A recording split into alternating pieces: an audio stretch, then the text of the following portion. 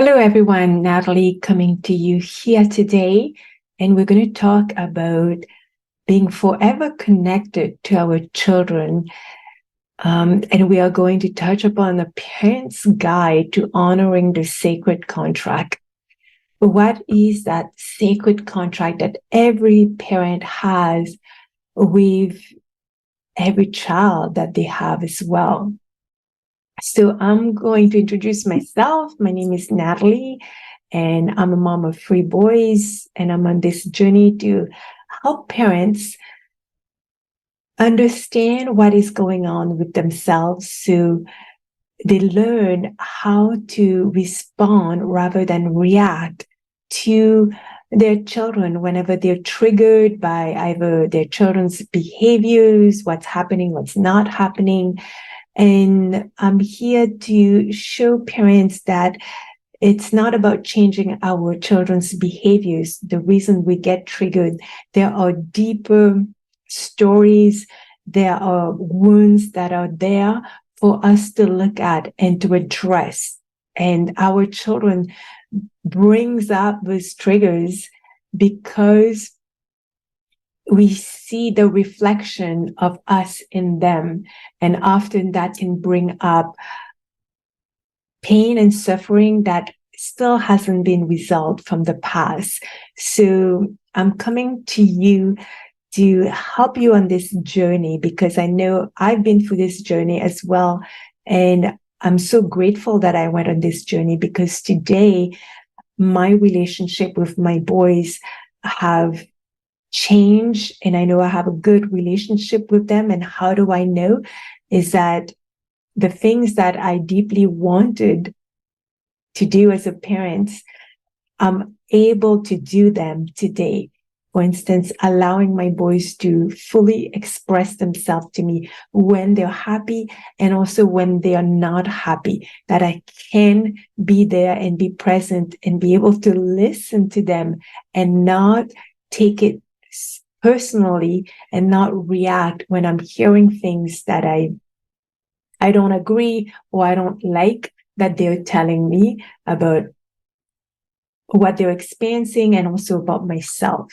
So that's how I know that I'm on the right track because I can be there and allow them to be themselves and express themselves. And so for me, that was really important. And for you, it may be other things, but if you get in the way, those stories, the old beliefs and perceptions gets in the way, then it makes it difficult to be there for your kids. So enough of this. Today, I'm here to share about the sacred contract. And I'm going to be transparent with you. Everything that I'm sharing today, I've learned also from my teacher and mentor, Dr. Gabor Mate, and also from other child experts that I studied, and also from my past experiences and my current experience as a mother myself. So the first question I'm going to ask you today is, before you became a parent, what was the vision like for you? What did you envision to be like as a parent? What kind of parent did you want to be? If you can go back some years and get back in touch with what kind of parent did you envision yourself to be? And it doesn't matter if that is matching the kind of parent you are today, but I just want you to go back to that image, that vision that you had. And then I want you to do something else, is to go back to the first time you held your baby, or the first time you got to spend some time with your baby. What is it that you remember either telling your baby out loud or silently? And it could be your firstborn. And you can remember, if you have multiple children, every time you had a child, what is the message you gave that child? And if you want to share with me a little bit, you can put that in the comments and I'll be happy to read your comments. And once you've done that, just, knowing the kind of parents you envision to be and what you said to your child when you first met your child, or when you were spending the first few moments with your child, what is it that you were feeling and what is it that you were sharing with your baby? And so from here, we're going to start with, what is the sacred contract that we all make with our child from birth?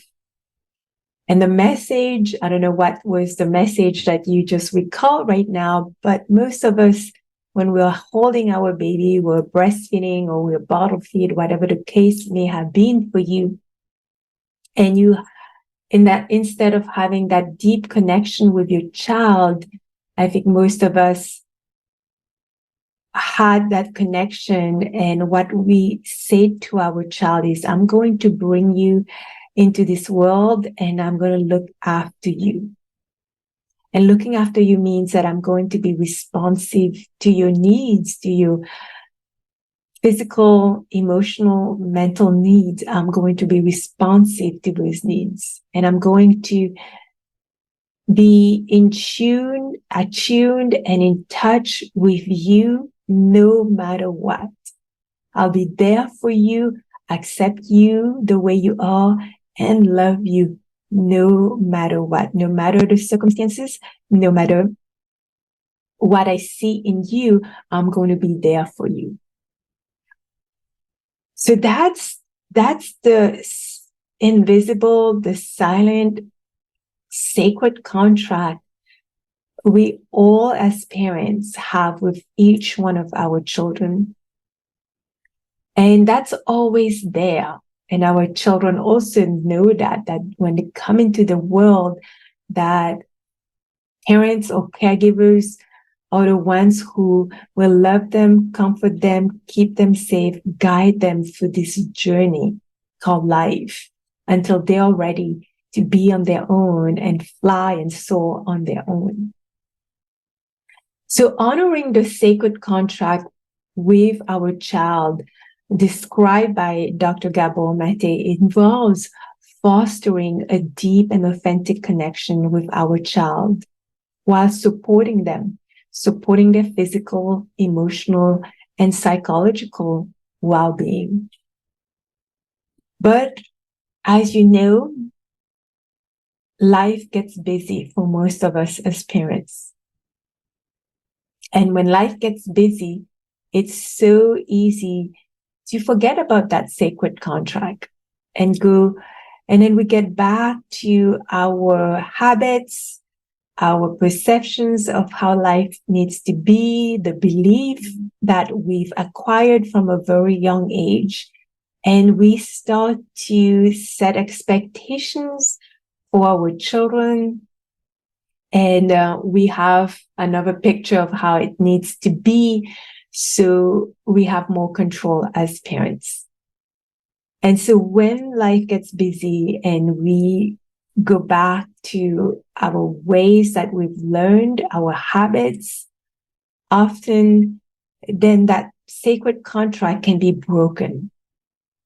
So I'm not going into how it often can be broken, but today I'm going to talk about how you can honor the sacred contract as your child is growing and evolving, as your parenting is also evolving. How can you, as a parent, honor the sacred contract? So the first one is to establish trust. And trust needs to be established from the early years, from infancy all the way up until the teenage years and young adults. So building a strong foundation of trust is crucial in any parent-child relationship, because that first relationship that our child has is with us as a parent. And that is, their life is going to be built on that relationship. Their perception of what a relationship is will be based on the kind of relationship they have with us as parents. And so building trust involves reliable, consistent, and keeping our promises. The last one is very important, is keeping our promises, and our promises that we've made in that sacred contract, that I will be there for you. I will love you. I will allow you to be who you are. I will accept you. Those are the promises that we've made to our child. And so it's important that we honor those promises, because when we don't, then we create conflict, and we also create a disconnect with our child. And so trust is built over time through communication, open communication both ways, active listening, and being emotionally available to our child. So being able to say to your child, to share with them what's going on, and also for your child to be able to share with you what's going on with them, what they agree, what they don't agree. Actively listen to them when they're not happy, especially.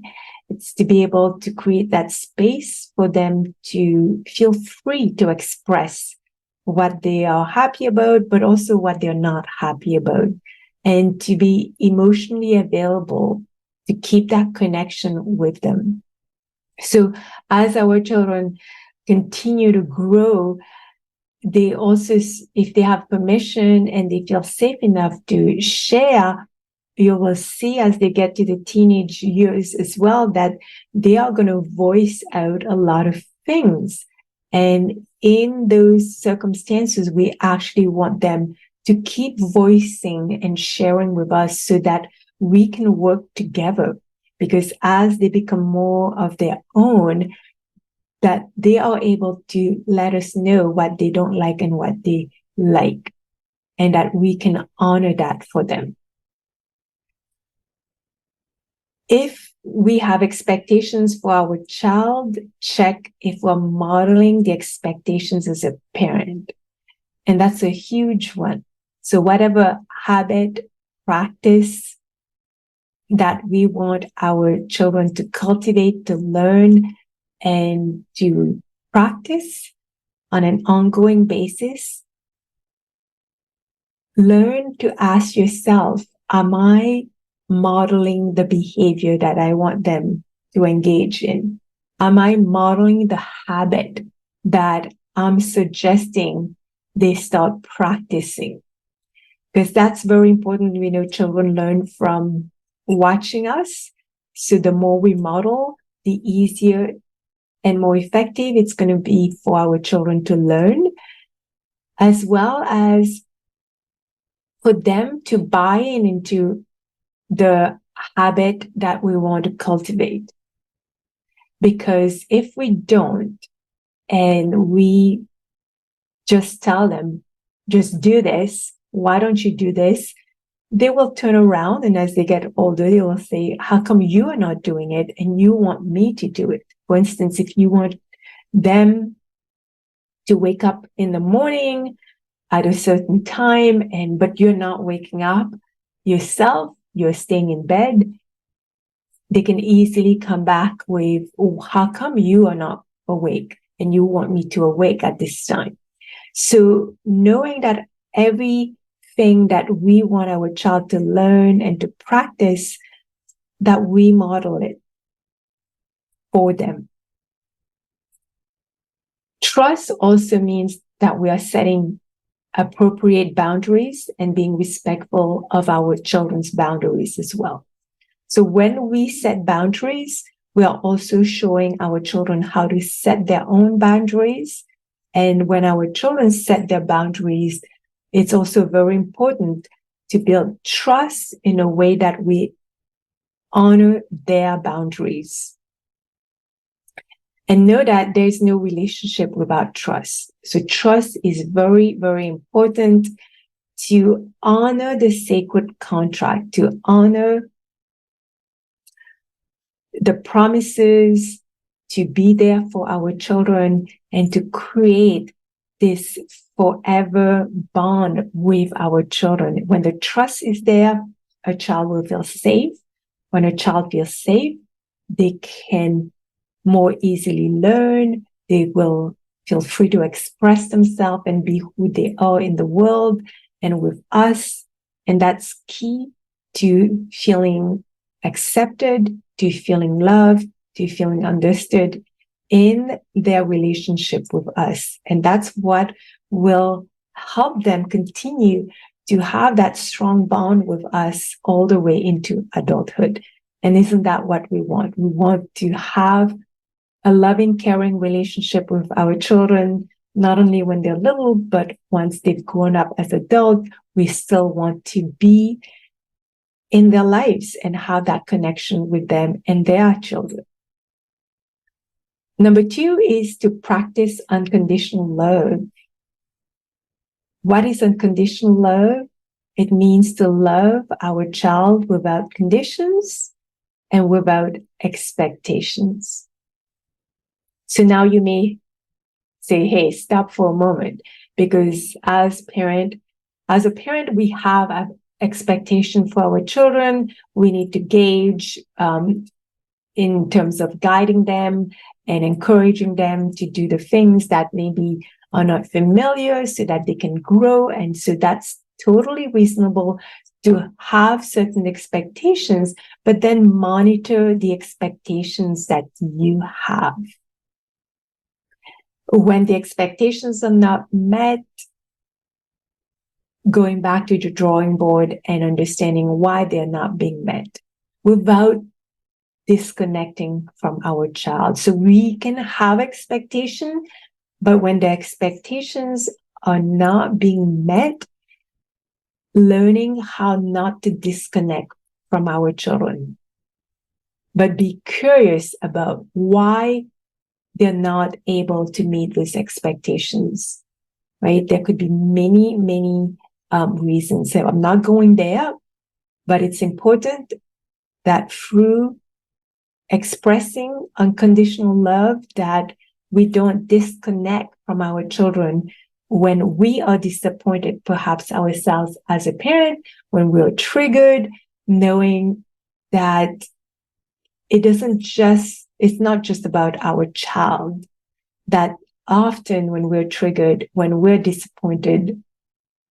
ourselves because our child is not doing something or doing something that we don't like, that it is not the pain that we're experiencing, whatever is signs of discomfort within us, it's not because of our child. It has deeper roots than that. So going back to review our expectations and where our expectations come from. Unconditional love also involves accepting and embracing our child for who they are. So that's including their strength, knowing what they're good at, and also their weaknesses, because as humans, we all have strengths and weaknesses. So accepting and embracing our child as there are certain things that they're really strong at, and there are going to be some things that they are not good at, and accepting that fact. Another thing with unconditional love is to avoid criticizing and shaming. Knowing that when we shame, we are giving the message to the child that they are bad. And often that's not the message we want to give to our children, especially if we're disappointed in the kind of behaviors they're engaging in and that their behaviors may be dangerous, and we want them to be aware of that. So it's important to point at the behaviors that may be problematic, at their choices that may not be the right choices in those moments because they don't know better. And we have more wisdom, we have more experience, we know how that may end. So learning to point out the choice that is maybe not the right choice, or the behavior that's not an acceptable behavior in that moment, that is the problem and not them as a person. So that's very important that we do as parents, so we can honor that sacred contract and also nurture their self-esteem and self-worth as well is very important. Number 3 is to foster emotional intelligence. I've been talking about emotions a lot. So if you want to learn more about emotions in more details, please refer to my other videos in the group. But helping our child develop emotional intelligence by encouraging them to express their feelings and emotions in a safe and non-judgmental environment is key. Emotions are natural, they're universal, it's the language of our body. So just like teaching our child how to read, write, speak, ride a bike, teaching our children about their emotions and how it's normal to express their emotions and giving them the tools to express them in a productive way as they're growing, they're learning is key. So if as a parent, we don't know how to express emotions, how to regulate emotions, how to honor our own emotions, then we can have problems helping our children. And that's where we need to start, is to going back to learn it for ourselves so we can teach it to our children. With that involves coping strategies to manage emotions such as breath, mindfulness activities like journaling, to manage their emotions more effectively. And they can learn that over time as they're growing up. There are different activities that they can learn at each stage to regulate emotions. And also for us as parents to model healthy emotional expression ourselves and to show empathy and compassion towards our children when they are experiencing strong emotions. That we also don't disconnect with them in those moments when they're feeling strong emotions in their body and they don't know what to do with what they're feeling, almost like when they have a physical wound, the emotion that they're feeling on the inside is kind of similar, and they may not know how to handle it when they're young, and they're looking at us to help them manage their emotions, regulate their emotions, so it's not as intense within themselves. But if we don't know how to do it for ourselves, guess what? It is going to be very difficult for us to show them how to do it.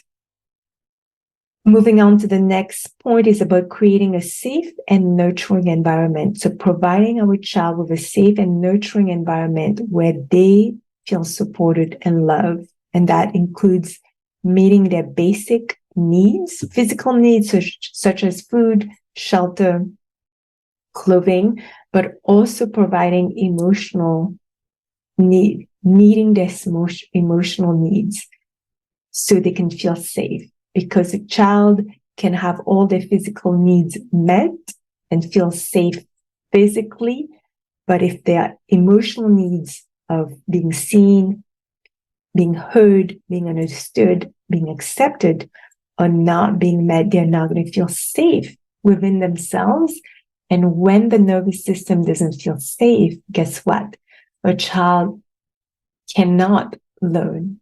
A child is not going to be able to socially behave in how other kids behave because their nervous system is on alert, because they don't feel safe on the inside. So making sure that we meet their emotional needs is very, very important.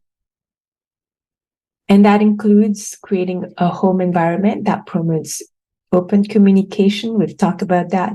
Respect, that we respect them for who they are and respect how they're feeling and respect that they have the ability to express their own emotions. And so there's understanding, there's compassion, there's a willingness to learn more about each other. Number 5 is to cultivate authentic connection. And what that means is to truly connect with your child on a deep and authentic level, being able to be yourself with your child and to also then encourage our children to be themselves. Because that's at the end of the day, isn't that what we all want? Is we want our child to be who they are in this world, to be able to express who they are, to be free to be who they are. And how do we cultivate this is to be fully present with them, actively listening to their thoughts, what they have to share, listening to how they're feeling, and showing genuine interest in their life. Our children, they're not us. Some of them may be similar to us, but at the end of the day, we are all unique. So being a parent who gives permission to our children to explore really who they truly are and to be able to express that from an early age and not squish it, because most of us as adults, that's what happened to us, is when we started expressing who we truly are, we were either labeled, we were not feeling understood, we sometimes got punished for it, and we felt the disconnection just because we were expressing who we are. And how that has affected us throughout our childhood, but also now as an adult, and now that we have to go back and reconnect with those parts of us that we've disconnected with, and to be able to be our genuine, authentic self, not only with our children, but with others in this world. So allowing our children to be authentic is key. And yes, if you are not you can't be authentic yourself, this is that wound that needs to be addressed. When I talk about wounds in my posts, in my videos, that's what I'm talking about. The disconnect that happened within us as children that has not been resolved, that we haven't been able to reclaim. It's important that we go through this healing journey to reclaim this part of ourselves, because otherwise, if we can't be authentic, guess what? We're not going to be able to also nurture authenticity in our relationship with our children and allow them to be authentic. So that also means spending quality time together, engage in activities that our child enjoy, create special rituals and traditions that can strengthen the bond, the different kind of rituals in our home. My husband has a habit of doing gratitude and affirmation before bedtime. For you, it can be reading stories before bed, hugs before bed, different activities that you choose to do with your child throughout your day, throughout your week. Number 6 is to encourage autonomy and individuality. Recognize and respect our child's unique individuality and encourage their autonomy is key. As our children are growing up, they're learning, and then we have to allow them to learn and make the mistakes so they can learn from those mistakes and they can develop their skills as they grow up. So allowing them to express their opinions, make age-appropriate decisions, explore their own interests and passions is a key part of honoring the sacred contract with our children, that we are going to love them, support them, help them on their journey of exploration of this world, but also of themselves. So supporting their personal growth and development, even if it's different from ours. I have 3 boys and they're all different. They all have different interests. They all have different likes and dislikes, and that's normal.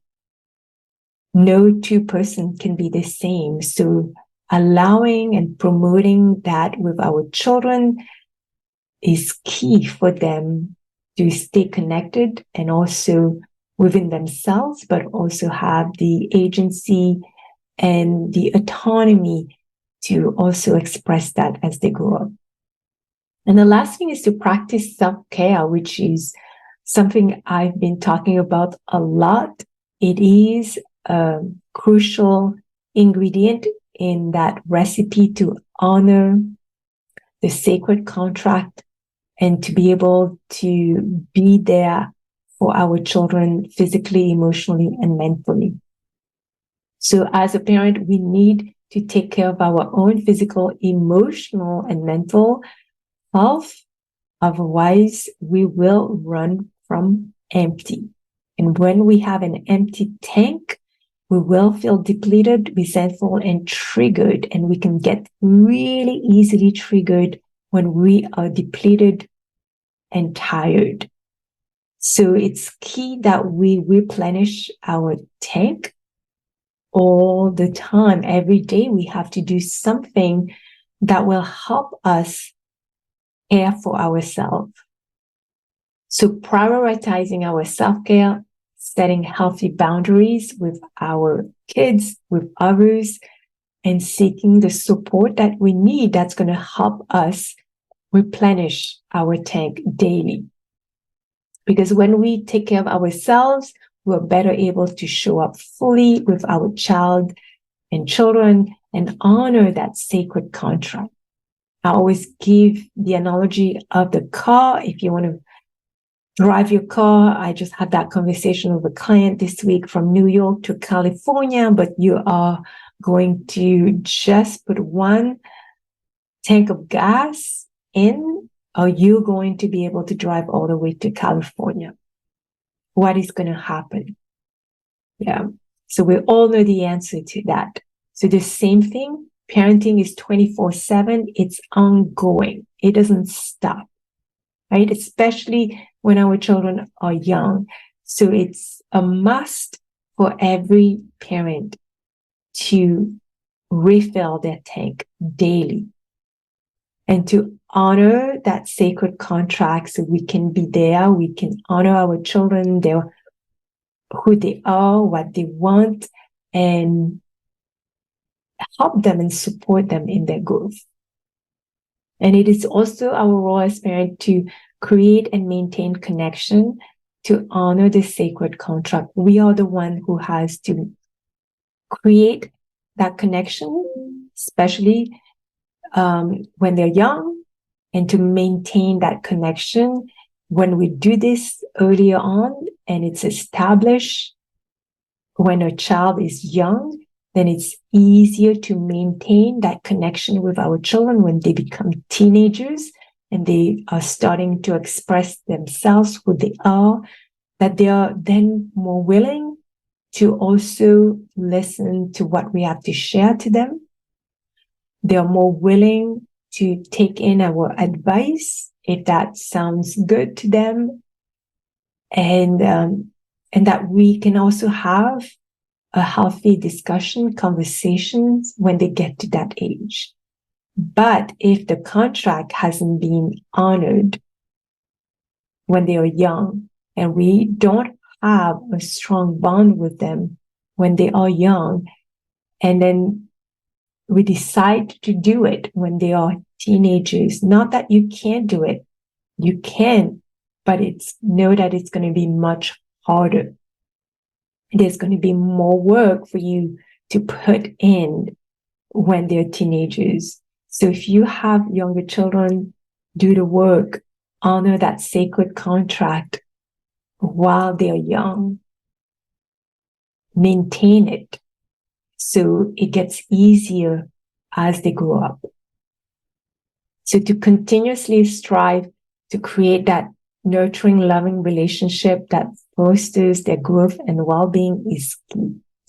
Now, many of us, if we didn't have trust with our parents, so all the factors that help us honor the contract, if we didn't feel loved for who we are, if we didn't grow up in a safe environment, if we didn't have authentic connection with a parent, if we didn't have autonomy and being able to make choices while we were growing up, and we had to just follow what we were told, if we had a hard time, if we had a hard time being able to express ourselves. I know I grew up like this. I wasn't able to express and say what I wanted to say. So with my children, I had to learn to honor that.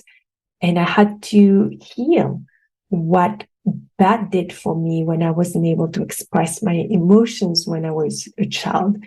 So know that if you didn't have all of that, that it can be difficult then to honor the sacred contract until you address those emotional wounds. Those are the wounds that happen, and that you can address those emotional wounds. And when you do, then boom, your ability to honor your sacred contract with each one of your children gets easier. Whatever the trust that you need to build, the unconditional love to express to your children, the safe environment, you can create that. Creating authentic connection then becomes so much easier, and giving your child autonomy to make choices of their own also becomes easier. So all of that will become easier when you have addressed those emotional wounds. So if you find yourself in that category and you know that there's something you're calling upon to doing something about it, feel free to reach out to me. We can have a discussion. I don't have to sell you anything, and I won't, for that matter, unless you are ready for it, unless you ask for it. So, but we can have a healthy conversation about it. I can give you some guidance, and then you can make your own decisions. So thank you for staying with me today and listening to all of that I shared.